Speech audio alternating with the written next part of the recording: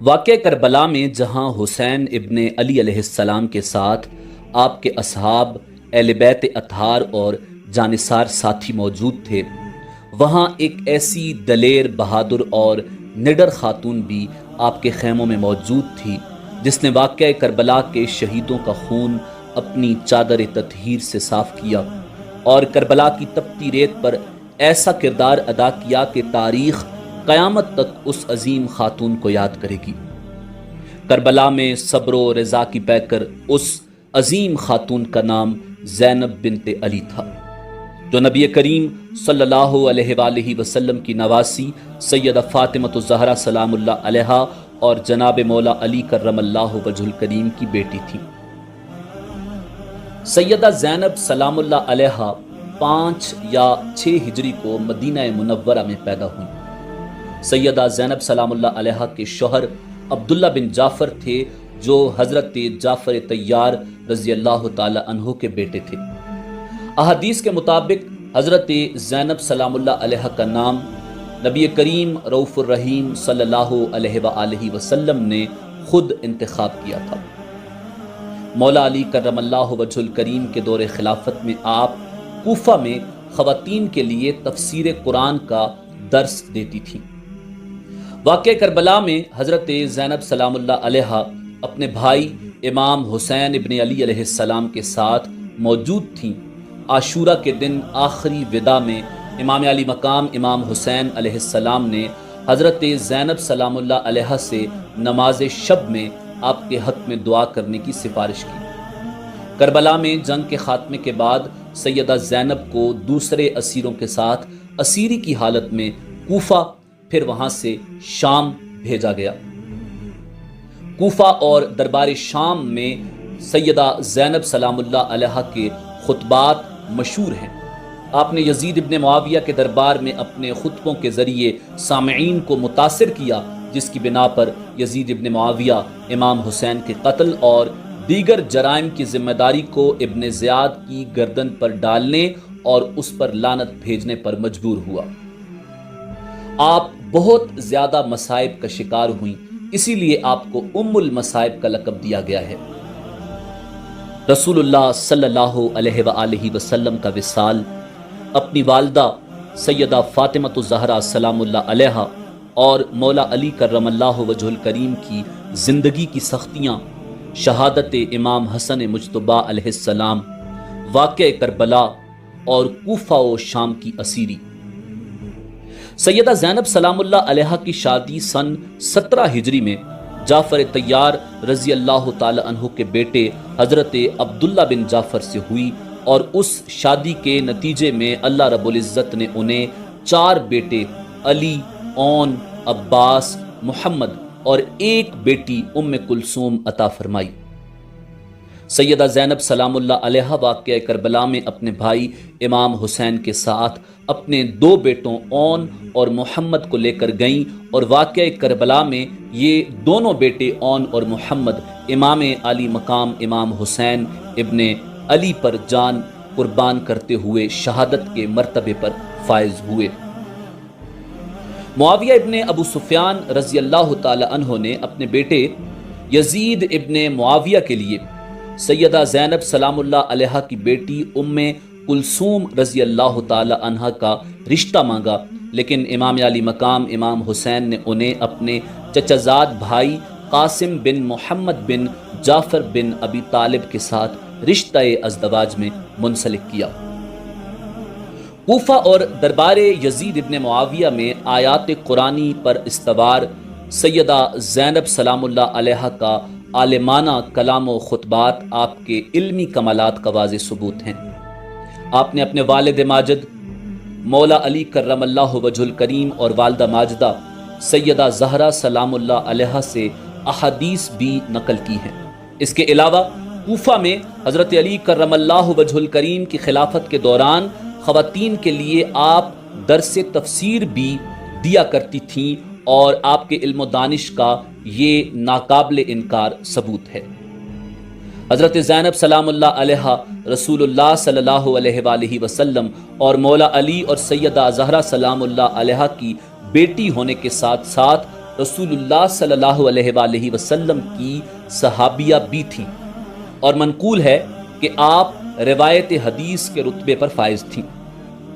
واقعہ کربلا کے بعد 11 محرم الحرام کی صبح اہل بیت اطہار کو قید کر لیا گیا اور کوفہ لے جایا گیا۔ جب اہل بیت اطہار کا قافلہ کوفہ پہنچا تو کوفیوں کی آوزاری اور فریاد و فغاں سن کر بنت علی سیدہ زینب سلام اللہ علیہا غضبناک ہو گئیں۔ فصیح عرب کی نواسی اور باب العلم کی بیٹی نے بڑا فصیح خطبہ ارشاد فرمایا اور کوفیوں کو چپ کروا دیا۔ آپ نے فرمایا، بد نصیب کوفیوں، رو رو کر اور آہوزاری کر کر کے سچے ہونے کی کوشش نہ کرو۔ اہل بیت کے رسول کے خون سے دامن رنگنے والے تم خود ہو، حسین کا کنبہ شہید کرنے والے تم ہو، میرے بھائی حسین پر تیر چلانے والے تم ہو، میرے بھائی حسین ابن علی کا گلا کاٹنے والے تم ہو، ہمیں قیدی بنا کر یہاں لانے والے تم ہو، جفاکارو میرے بھائی کو خط لکھ کر بلانے والے تم ہو، بے وفاؤ مسلم اور اس کے بچوں کو شہید کرنے والے تم ہو، اہل بیت رسول کو اس رسوائی کے ساتھ بازاروں میں پھیرنے والے تم ہو، دولت کے لالچ میں یزید ابن معاویہ کے ہاتھوں فروخت ہو جانے والے یزیدیوں، ہماری بربادی کا باعث تم ہو، تم بکاؤ مال ہو، تم دولت کی جنکار میں برسر بازار فروخت ہو جاتے ہو، تمہیں یزید کی دولت نے خرید لیا اور تم نے یزیدی مورا بن کر گلستان نبوت کو اجاڑ دیا، فاطمہ کا گھر لوٹ لیا، پردہ نشینوں کی ردائیں چھین لی، ناموس رسول کا بازاروں میں جلوس نکالا، اب ہمیں رو کر کیا دکھاتے ہو؟ تمہارے یہ آنسو مگر مچ کے آنسو ہیں، ہم ان سے متاثر نہیں ہوں گے، اور یاد رکھو اب تمہارا رونا کبھی نہیں تھمے گا، اب تم روتے رہو گے، تمہیں اپنے بک جانے پر رونا آئے گا، تمہیں اپنی بدنصیبی اور بدکرداری پر رونا آئے گا، مگر تمہارا یہ رونا بیکار ہوگا۔ تم نے یزید اور ابن زیاد کو خوش کر کے خدا اور رسول کو ناراض کر لیا ہے، اب خدا اور رسول تم پر کبھی نہیں خوش ہو سکتے۔ تم نے خود اپنے ہاتھوں سے شمع مصطفائی کو گل کر دیا ہے، اب ہمیشہ اندھیروں میں بھٹکتے پھرو گے۔ کوفیوں نے سیدہ زینب سلام اللہ علیہا کی یہ حقیقت افروز گفتگو اور تقریر سنی تو ندامت سے سر جھکا کر گھروں کو واپس ہو گئے۔ تاریخ کی بعض کتابوں میں سیدہ زینب سلام اللہ علیہا کے خطبہ کے الفاظ اس طرح ہیں۔ آپ نے کوفیوں کو مخاطب کر کے فرمایا، نحمدہ ونصلی علی رسولہ الکریم وآلہ، اے عہد شکنوں، اپنی زبان سے پھر جانے والے اور اپنے الفاظ بھول جانے والے کوفیوں، تم رو رہے ہو، تمہاری مثال اس عورت جیسی ہے جو پہلے سوت تیار کرتی ہے اور پھر کپڑا بناتی ہے اور پھر اپنے ہی ہاتھوں سے ٹکڑے کر ڈالتی ہے۔ تم سب ایک ہی تھیلی کے چٹے بٹے ہو، تم میں ایک شخص بھی ایسا نہیں جو کذاب، بد عہد، بے وفا اور دل کا کھوٹا نہ ہو۔ تم لومڑیوں کی طرح کینہ اور خوشامد اور مکار، باطل نواز اور جھگڑالو ہو۔ یاد رکھو جو تم نے اپنی عاقبت کے لیے بھیجا ہے وہ بہت برا ہے، تم پر عنقریب خدا کے قہر و غضب کا عذاب نازل ہونے والا ہے۔ کذاب کوفیو، تم میرے بھائی حسین ابن علی پر گریا اور نوحہ کر رہے ہو، واللہ تمہیں رونا ہی مناسب ہے، تم رو اور خوب گریا کرو، تمہیں رونا ہی چاہیے۔ تم نے بہت ہی بری باتوں کی آرزو کی تھی، وہ آرزویں اب تمہارے دامن کے ساتھ چمٹ گئی ہیں، اور تمہارا رونا تمہارے دامن کو صاف نہیں کر سکے گا۔ تم نے نواسہ رسول کو قتل کیا ہے، ان کے خون کے داغ کے دھبے کیسے دھل سکیں گے؟ کوفہ والو، تمہیں معلوم ہے کہ تم نے محمد کے کس جگر گوشہ کو ٹکڑے ٹکڑے کیا ہے، کون سے عہد کو توڑا ہے، محمد کی کس بیٹی کی بے حرمتی کی ہے اور کس مقدس خون کو تم نے بہایا ہے۔ یہ تمہارا وہ جرم ہے جس کی تلافی نہیں ہو سکتی، تم سے وہ حادثہ سرزد ہوا ہے جو تمہیں عذاب میں مبتلا کر دے گا، اور پھر آخرت کا عذاب تمہیں ذلیل و خوار اور رسوا کرنے والا ہے، اور ہاں، ایسے لوگوں کی کوئی مدد نہیں کی جائے گی۔ کوئی طاقت خدا کے کاموں میں دخل نہیں دے سکتی اور نہ ہی اس کے انتقام کو کوئی روک سکتا ہے۔ حقیقت یہ ہے کہ تمہارا رب نافرمانوں کی تاک میں لگا رہتا ہے۔ کوفیوں نے جب بنت علی سیدہ زینب سلام اللہ علیہا کا یہ خطبہ سنا تو ندامت سے گردنیں جھکا کر تتر بتر ہونا شروع ہو گئے۔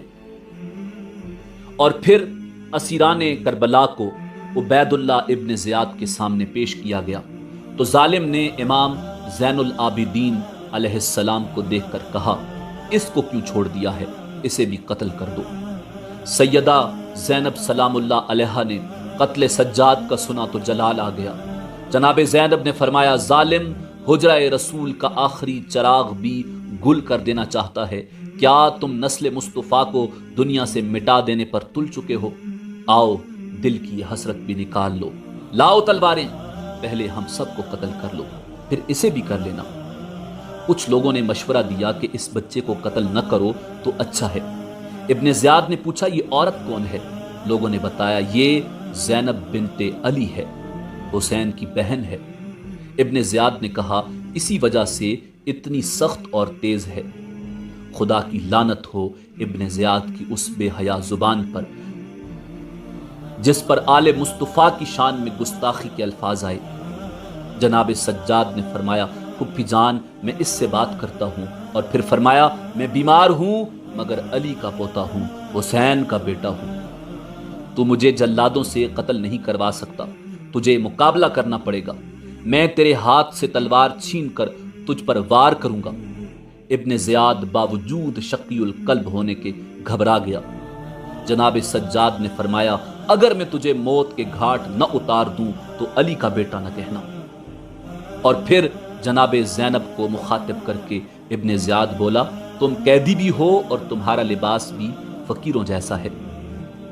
کہنے لگا، تعریف اس خدا کی کہ جس نے تم لوگوں کو رسوائی سے ہلاک اور ذلیل و خوار کیا اور تمہارے نام کو مٹا دیا۔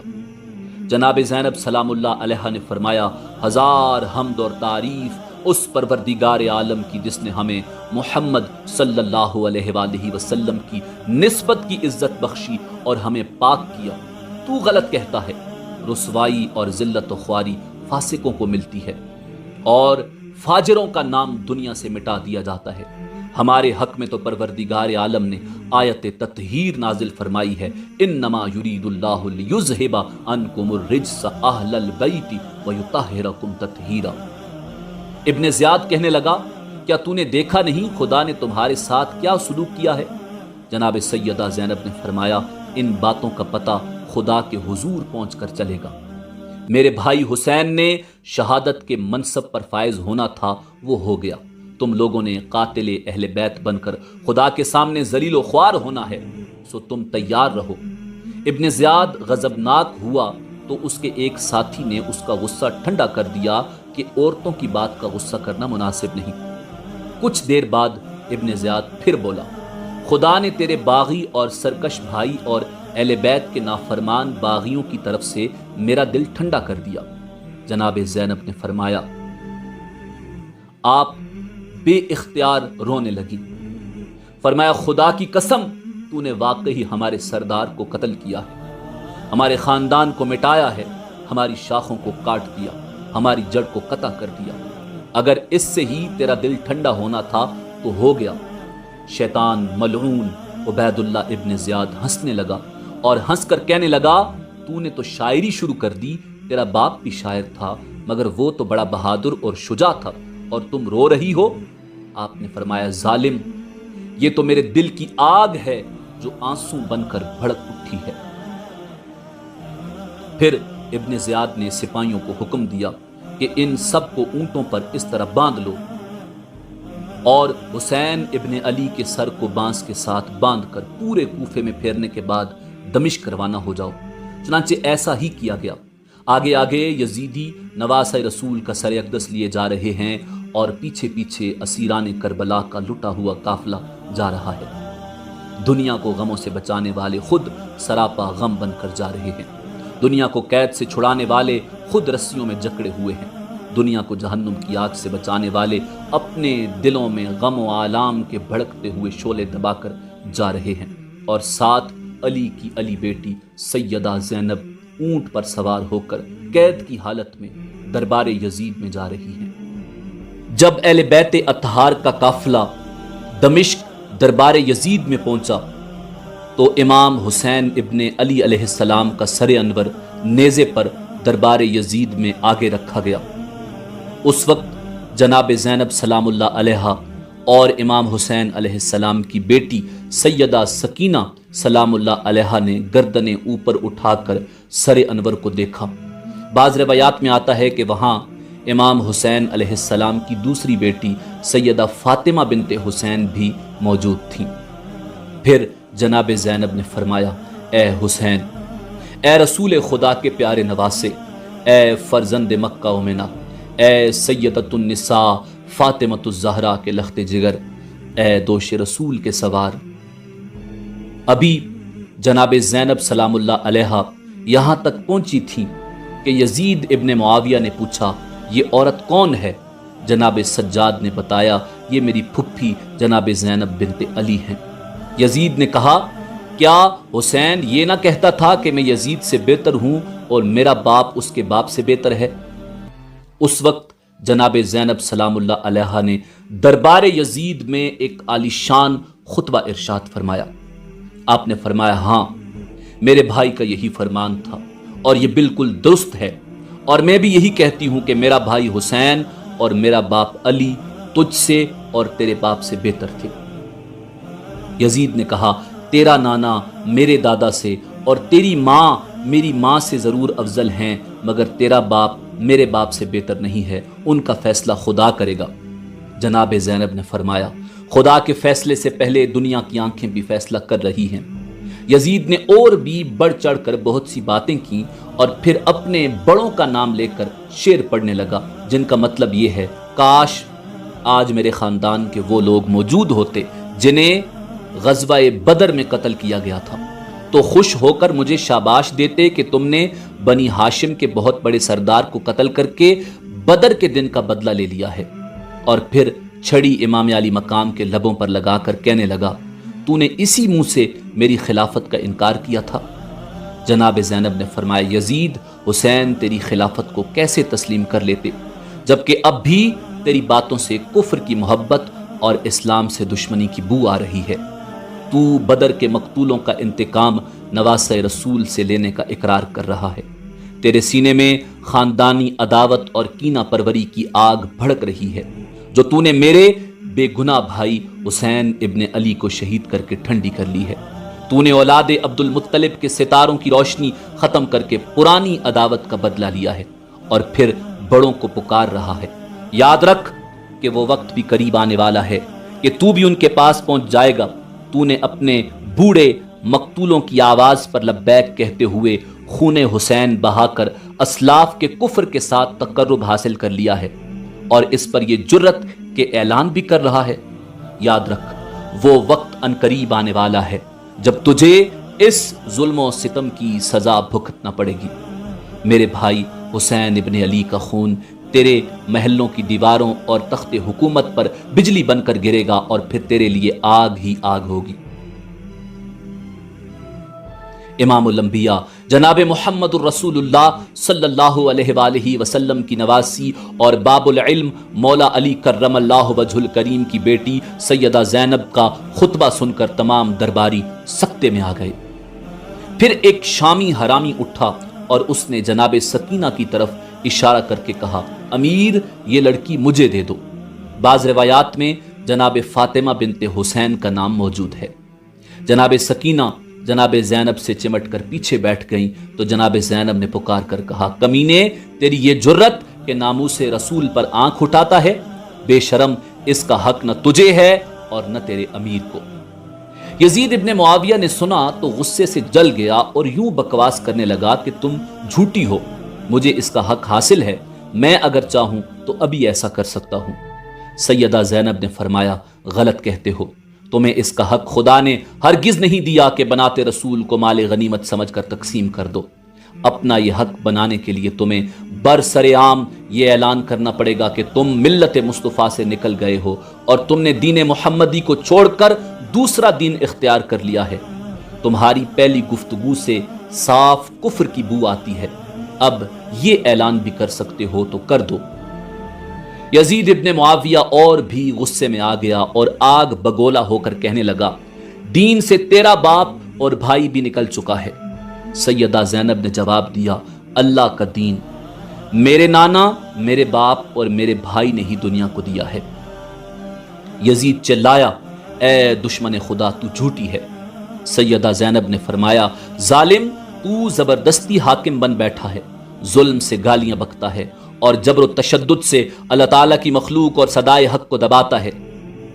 دربار یزید میں بنت علی کی حق و صداقت کی آواز نے تخت یزید کو لرزا کر رکھ دیا۔ اس نے شرمندہ ہو کر گردن جھکا لی اور شامی حرامی کو غصے سے کہنے لگا، دفع ہو جاؤ۔ یزید دربار میں جمع ہونے والے شہریوں کے چہروں کو بھی پڑھ رہا تھا، اس لیے خاموشی ہی مناسب سمجھی۔ یزید نے بنت علی کی بے باک گفتگو سنی تو عوام سے بھی ڈرنے لگا۔ یہی یزید کی شکست اور اس کی موت تھی، مگر تخت حکومت کی رونق کس طرح دبتی۔ لوگوں کے ذہنوں کو بدلنے کے لیے پھر بھی کہہ ہی دیا، میں تخت حکومت کا مالک ہوں۔ اگر خدا تیرے بھائی حسین سے خوش ہوتا تو یہ بے بسی کی موت کبھی نہ مرتا۔ خدا مجھ سے خوش ہے جس نے مجھے تخت حکومت دے رکھا ہے، مجھے لاکھوں آدمیوں پر حاکم بنا رکھا ہے۔ خدا تیرے بھائی کے ساتھ ہوتا تو ضرور اس کی مدد کرتا، خدا میرے ساتھ ہے۔ اس نے تیرے بھائی کو بغاوت اور سرکشی کی سزا دے دی، میں تخت پر بیٹھا ہوں اور تیرا بھائی کٹا ہوا میرے سامنے پڑا ہے۔ دربار میں کئی لوگوں نے اس کی تکبر میں ڈوبی ہوئی گفتگو کا برا منایا اور دل سے اس کے ساتھ نفرت کا اظہار بھی کیا۔ یہی یزید ابن معاویہ کی حقیقی شکست تھی۔ ابھی یہ بات جاری تھی کہ مسجد سے مؤذن کی آواز آئی، اللہ اکبر، اللہ اکبر، اشہد ان لا الہ الا اللہ۔ اور جب مؤذن نے اشہد ان محمد الرسول اللہ کہا تو جناب زین العابدین نے فرمایا، یزید اب بتاؤ کس کی حکومت قائم ہے؟ شہر تمہارا ہے، تخت تمہارا ہے، لیکن نام میرے باپ کے نانا کا گونج رہا ہے، یا تیرے باپ کے نانا کا، یا تیرے نانا کا، یا کسی اور کے نانا کا یا باپ کا۔ اب بتاؤ حقیقی حکومت تمہاری ہے یا ہماری؟ دربار میں ہجوم عام ہو چکا تھا۔ امام زین العابدین کے ان الفاظ نے بڑا گہرا اثر کیا۔ مشتعل لوگوں کی آواز آئی، حکومت حسین کے نانا کی ہے، حسین زندہ ہے